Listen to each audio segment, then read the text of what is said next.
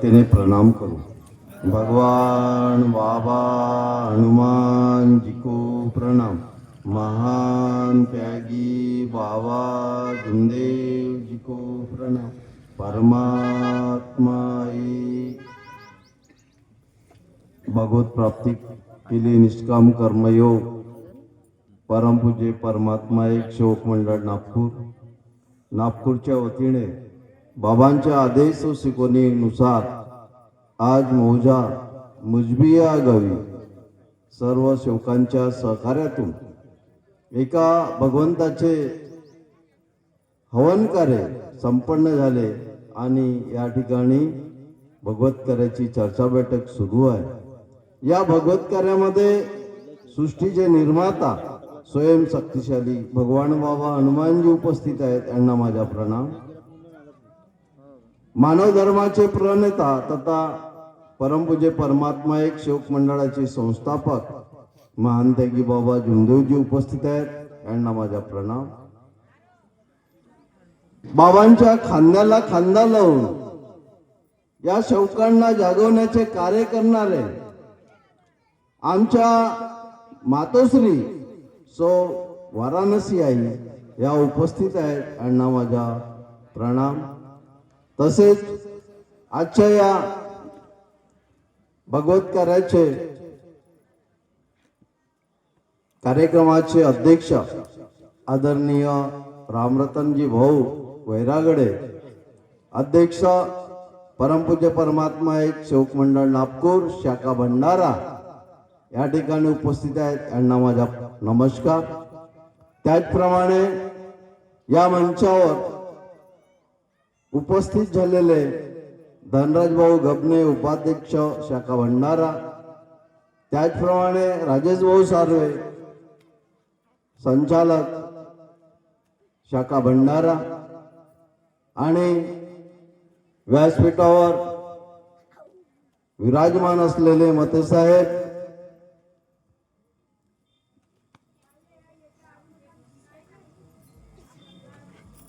समस्त मार्गदर्शक, समस्त सेवक सेविका, बालसेवक सर्व उपस्थित आहेत, या सर्वांना एक साथ माझा नमस्कार।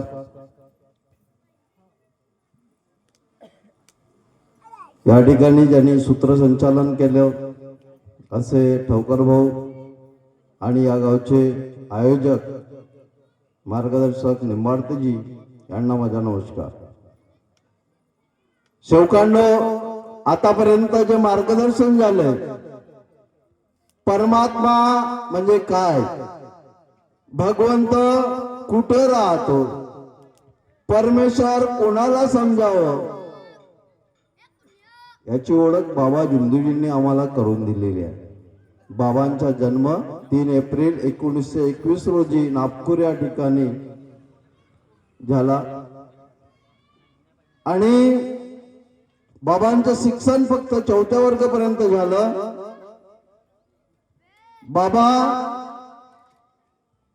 एका परमेश्वराची प्राप्ती करून भगवत कृपा तत्व शब्द नियमामध्ये बांधून दिली आणि या कृपेचा प्रसार आणि प्रचार करण्यासाठी बाबा स्वतःचा देह झिजवला।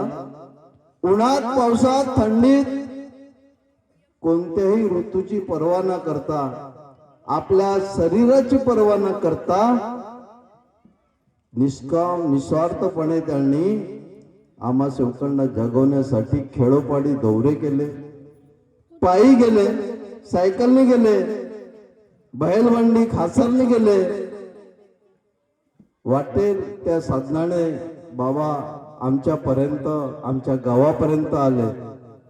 1986 ला बाबा असंच दौरा करत होते।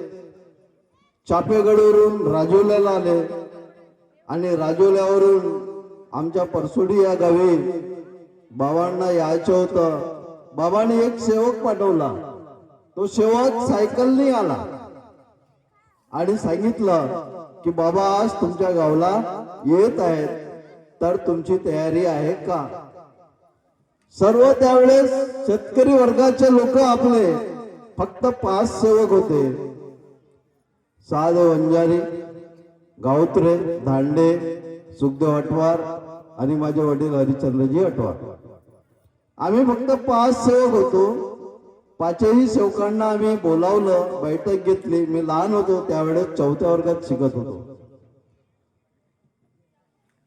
बाबा आमच्या गावला येत आहेत हे आमच्यासाठी खूप मोठी आनंदाची गोष्ट आहे. आम्ही कसंही करून पण बाबांना येऊ द्या. आणि बाबा बैलबंडीनं आले. त्यांच्यासोबत नागपूरचे भजन मंडळी आणि काही सेवक 10-15 लोक बाबांसोबत होते.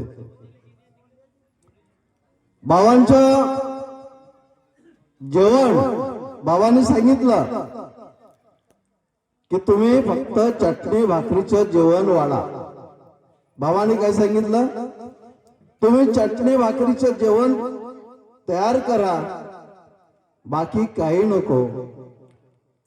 तर चटणी भाकरीचं जेवण केलं आणि सर्व जेवण झाले. आणि मग नंतर बाबांची चर्चा बैठक झाली. त्या चर्चा बैठकीमध्ये बाबांचं मार्गदर्शन सुरू असताना रमेश गावत्रे हा मुलगा लहान होता.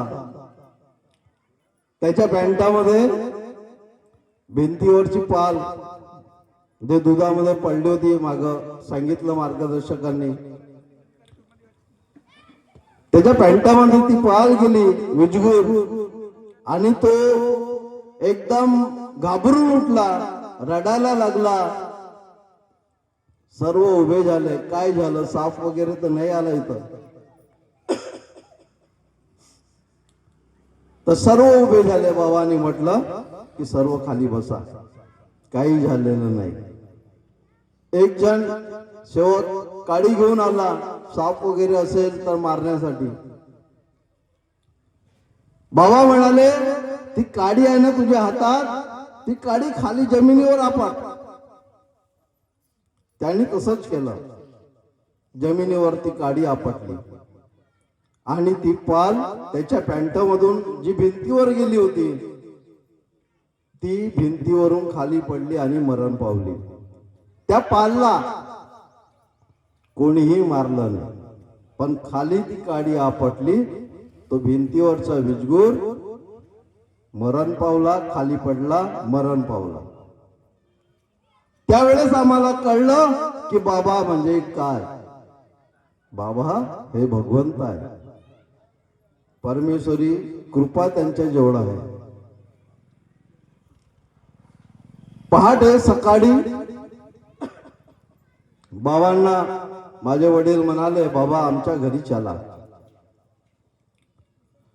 बाबा म्हणाले ठीक आहे. कशासाठी? बाबा आम्ही बाबांसाठी पान सुपारीचा कार्यक्रम ठेवलाय, तुम्ही आमच्या घरी चला. ठीक आहे म्हणे. बाबा तयारी करून सेवक सर्व घरी आले आणि चाय वगैरे ठेवला आणि बाबांकडे चाय दिला. बाबा म्हणाले हे काय आहे? बाबा चाय आहे. हो पण तुम्ही कशासाठी बोलवल्या? पान सुपारी. मग हे चाय आलं कुठून? पाणी घ्या आणि सुपारी द्या. शब्द आपण म्हणतो शब्द हा भगवान आहे, शब्द हा शैतान आहे. मग शब्द दिलं ते बाबा कसे शब्दाला जपणूक करत होते. तुम्ही शब्द दिलं, पाणी सुपारीचा कार्यक्रम, मग चाय कशाला? नाही बाबा आता चाय तर बनवला, एवढं सारा चाय कोण पिणार?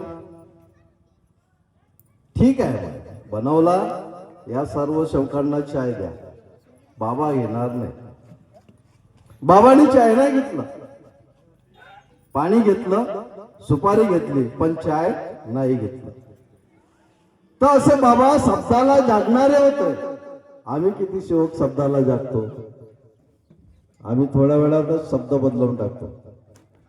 आज आमची अशी परिस्थिती आहे. शब्द हा भगवान आहे, शब्द हा शैतान आहे.